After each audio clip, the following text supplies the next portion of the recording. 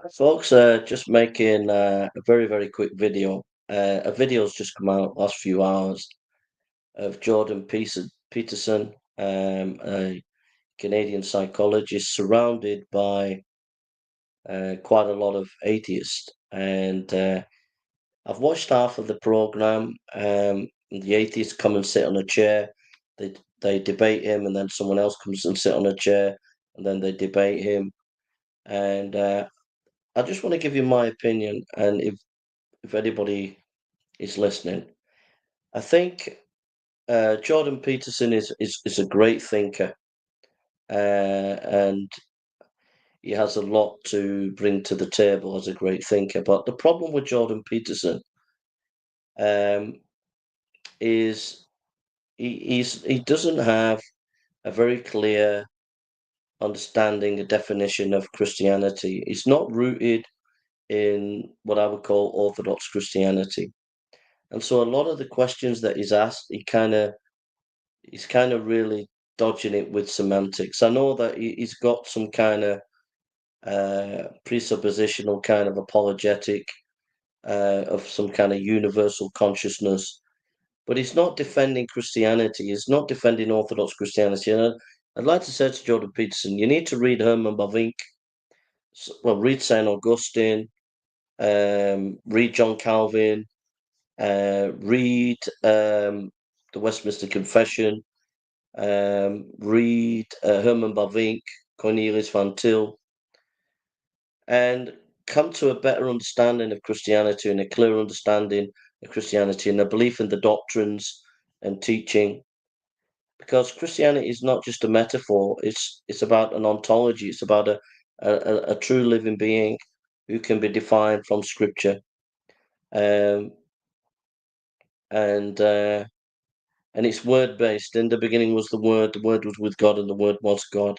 And I think a lot of atheists, they find it amusing, they find it interesting, they are challenged on some kind of metaphysical level by what you say, but they're not really bothered because for them, the main issue is Orthodox Christianity.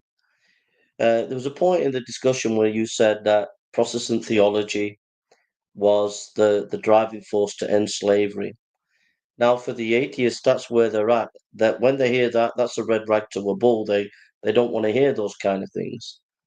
And I think that you, as Mr. Peterson, if you ever hear this, you need to put your money where your mouth is. You need to have some content, some deeper content. Um, Quoting Cardinal Newman is not going to cut it. You need to have a biblical theology, a systematic theology, and you need to humble yourself and learn from Saint Augustine, learn from Athanasius, learn from Calvin, learn from Herman Bavinck, J. Voss, learn from Cornelius Van Til, and C.S. Lewis, and have more of an Orthodox Christian defense of the Christian faith, because atheists ultimately are not really going to be bothered. They're intrigued and they're challenged on a metaphysical level, but that's not the same as bringing them to salvation, bringing them to a knowledge of God through Jesus Christ, and accepting that Jesus Christ is the Son of God. Those are the real issues. Um, and so I would say to Mr. Jordan Peterson, Dr. Jordan Peterson, that really you're doing Christianity a disservice by not saying you're a Christian and then defending the gospel. But you're not defending the gospel. You're not defending the deity of Christ. You're not defending the resurrection of Christ. It's some kind of quasi metaphysical view that you've got where you anchor it onto metaphor of the Bible, but it's not actually a defense of Orthodox Christianity. And so, like a lot of atheists, they find it intriguing, but they're not really convinced.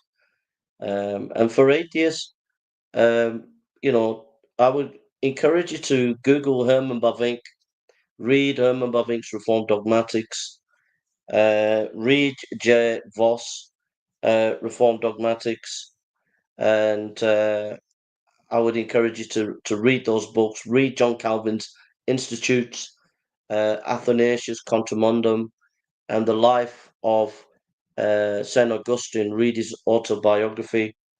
I would encourage atheists to do that, and I think you will find that quite challenging.